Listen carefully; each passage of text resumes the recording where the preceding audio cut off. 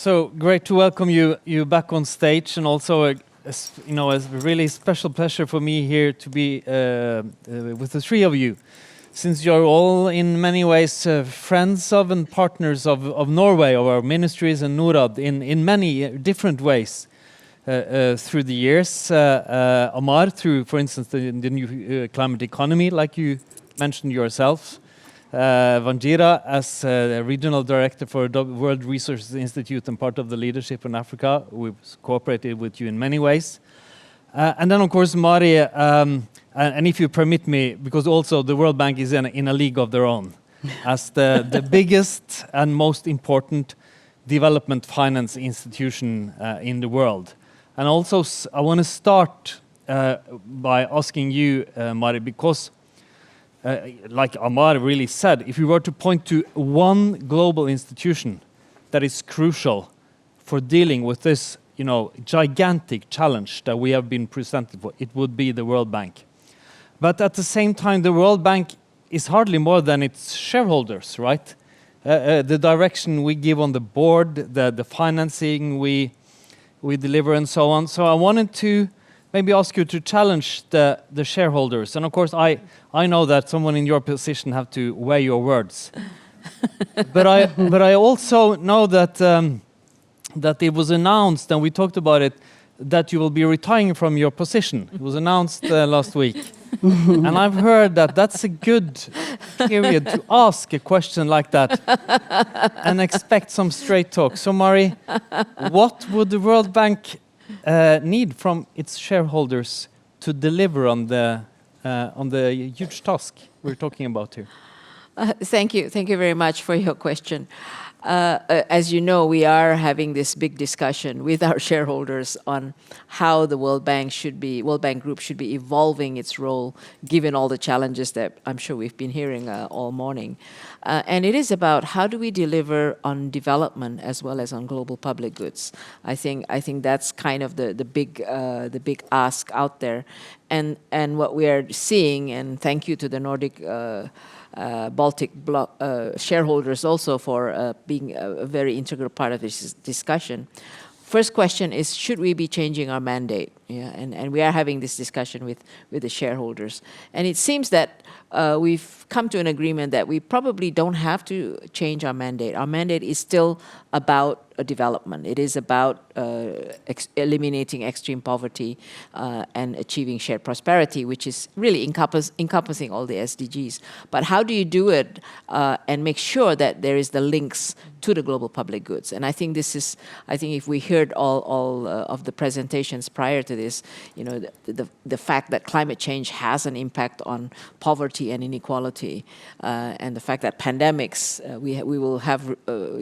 we will see all the reversals in human capital due to the pandemic, and therefore on poverty and shared prosperity. So those are the links that have to be made, and therefore how much of what we do needs to really we have a country-based model. So how do we have, through our country-based model, also deliver on the global public goods?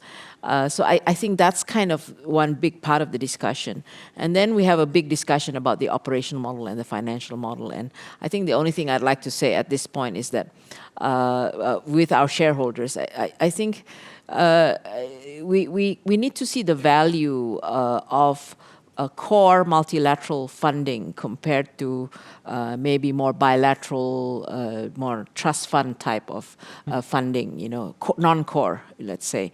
Because I think we can show that through the World Bank multilateral financial and operational model, because of the convening role and the leveraging of $1 in gets you $5 in the leveraging, we can do more and have more effectiveness to deliver on such things as climate. So that would be my appeal to the shareholders to look at in terms of amount of funding that you would like to give, how much should you be, from a donor perspective. I know that you're having this debate here also in Norway. How much goes to multilateral core, how much goes to bilateral trust funds or even very dedicated funds, the balance of that. And I would just like to appeal that but I think we can show you the value and impact that can be achieved from the multilateral core funding. Duly noted. Just let me follow up with one more question, and because actually on where you ended your speech, because one of the last things you said was that you were referring to the debate on maximizing your balance sheet. Because there are quite a few voices now saying that, well, we could achieve more through the World Bank and the bank system without investing more capital, more bang for the buck, basically. Yeah. Or to leverage even more resources out of the capital we have. For instance, from IDA, which is the financing to the grant financing to the least developed countries. So how do you answer those who say that? What are you doing to see if you can actually maximize your balance sheet even more? Yeah, this is the other part of the big discussion we're also having with shareholders, and it does come from this capital adequacy framework recommendations that came out from the G20. So we are looking very much as how to optimize our balance sheet. And I think there's actually, because it's so perhaps specific financial model, not many people actually understand the World Bank financial model. The fact that you can get $1 in, and because it's invested in the capital markets, you can get $5 leveraging. And I like to quote this number, the fact that over 75 years, we have 20 billion paid in capital, but we've actually been able to lend $800 billion over 75 years, providing grants as well as concessional loans to our lenders, to our borrowers. That's not a bad deal. Yeah, it's not a bad deal, right? So we don't want to disturb the financial model too much, in the sense that we are passing on the benefits to the borrowers in lower lending costs or even grants. So how do we optimize the balance sheet? There are a couple of ideas that is being worked on. One is what they call the statutory single lending limits, which is in the resolution, which the board, the shareholders will need to decide if they want to change it. And then there's the equity to loan ratio. These are all financial terms or financial innovations that you can push.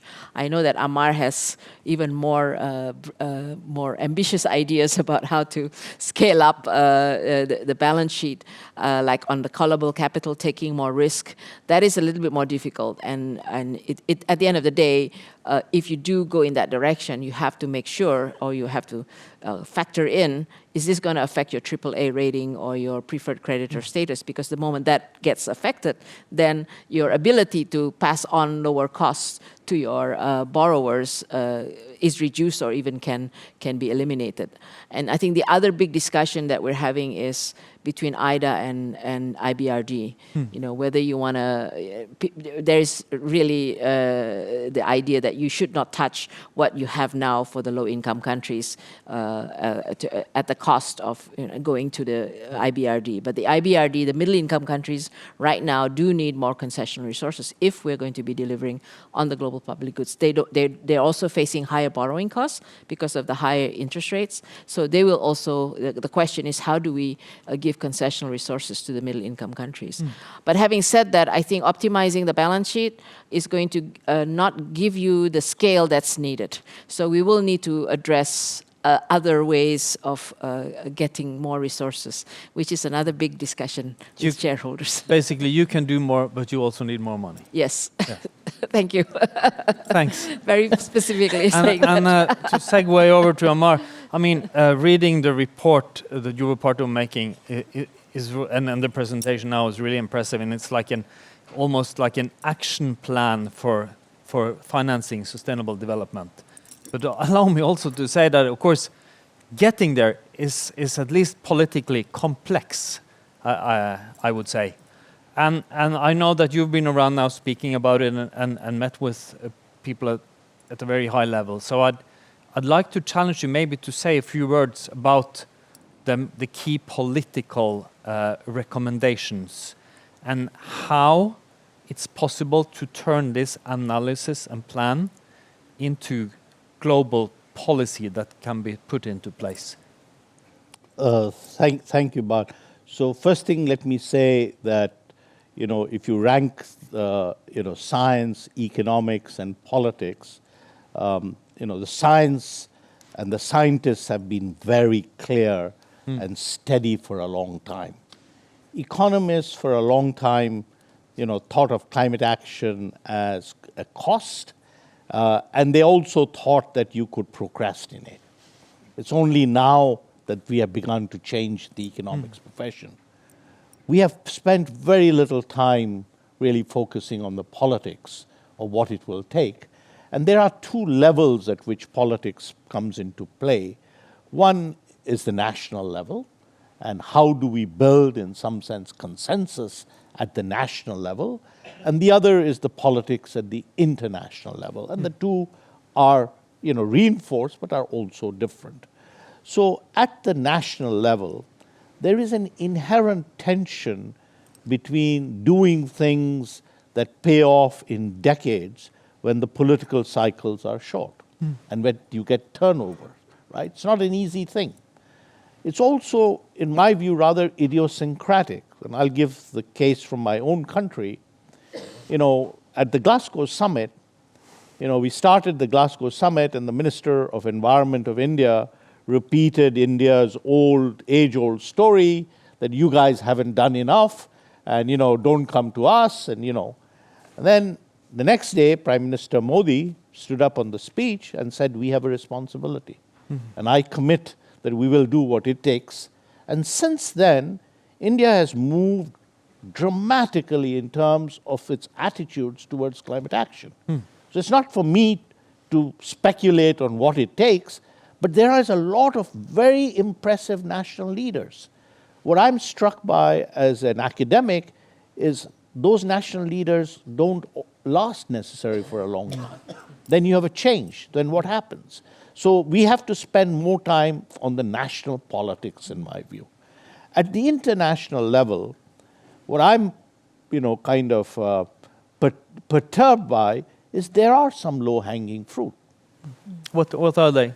The MDBs. The MDBs, the World Bank is a low-hanging fruit. It will take $9 billion to double the capital of the World Bank. $9 billion. All it will take. More than half of that will come from the developing world. Why is it that we can't agree that that's a win-win proposition? So getting the politics of that right is challenging, and there is a dance. Everybody dances, and we don't come to the solution and say, this is it, it's staring you in the face. But with the threat and the risks and the enormous dangers of climate change, I hope we will sit down in this game of musical chairs and make a decision. So that, I think, to me, is a clear win-win. Second, we all talk about, when confronted with aid or with the MDBs, we said, the private sector is there, they'll solve it. And as I said, yes, they can solve it, but they will not be able to solve it unless the MDB and the concessional piece falls into place. So the private sector is not the leading piece, it actually is the one that will follow from this architecture. So that recognition is also something very important that has to happen at the political level. Thanks. Wanjira, we'll zoom in now to Africa. This immensely big and diverse continent. The DRC alone is like the whole of Western Europe. But still, we're talking about sub-Saharan Africa here also because if the challenge is to eradicate extreme poverty, that continent or the sub-Saharan Africa is important. An even bigger percentage of the extremely poor is there. And also, in your talk earlier today, you talked a lot about energy and what we discussed. It's like almost an enigma. Why can't we get more financing and development of renewable energy? Amar called it, what you said, the lifeblood of development. The potential for solar is enormous. Still, we are not developing enough. So maybe to ask you to elaborate a bit on that, what kind of green development model on the African continent can produce huge investments in renewable energy and in this institution it needs. Thanks for that, Björk. I think the reality is that potential is there, the demand is there, and the investments gaps are there. But we know, I think Ngozi mentioned something that is absolutely the case. A lot of people are surprised to hear that for many African countries, they already have a largely green grid. Kenya has a 90% renewable energy in its grid. It is already embedded in a lot of manufacturing green energy. And the opportunity, therefore, for investing in manufacturing, investing in commercial activity that addresses Scope 3 emissions already embedded is massive. So what are the opportunities for growing that economic sector with a green grid like that? Those are the real opportunities for green growth in Africa. One of the things that also, as an African myself, I like to remind myself and others that Africa is extremely high potential because we often cast it as this problematic place, the fastest growing continent. 60% of the minerals needed for the green energy transition are to be found on the African continent. Imagine for 1 minute what that means for growth. But what that requires is an honest discussion around governance and around financial models. Maria has already addressed the MDBs because that is important in bringing the right quality of capital to the continent. But if you look at the sheer size, I think it was Björk who mentioned the sheer size of illicit flows, financial flows out of Africa. The loss of illicit flow through illicit flows is larger than ODI and FDI combined. Imagine that.